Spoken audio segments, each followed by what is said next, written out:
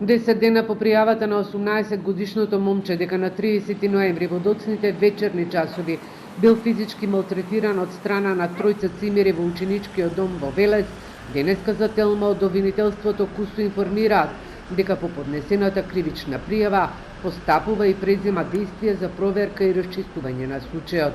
По испитување на сите околности ќе биде донесена одлука за натамошно постапување.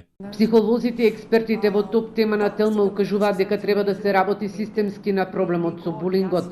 Според Драгана Драндаревска од коалицијата Маргини, децата молчат за врсничкото насилство, бидејќи училиштата, општините и самата средина не овозможуваат децата да пријават дека се малтретирани од некои своји врсници.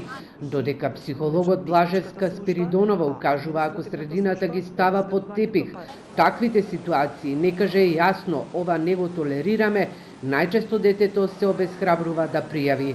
Ако не препознава средината, ако средината е нереактибилна, ако средината го потпикнува по тепих, да речеме, ако средината не реагира со јасно укажување, ова не го толерираме и не го прифаќаме, најчесто детето нема зошто би било кому би пријавило.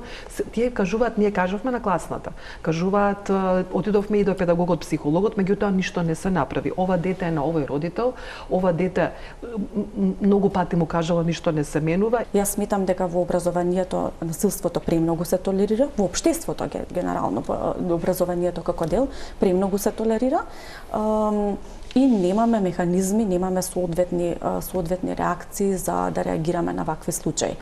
За случајот во Градско, каде деветоаделенец трпел насилство од двајца врсници и тоа 2 години, според обвинителството веќе е оформен предмет и се преземаат действија во претходна постапка. Обезбедена е целокупната документација од Центарот за социјални работи, а се врши распит на ученици и вработени во училиштето, како и на други лица кои би можеле да имаат сознанија за настанот.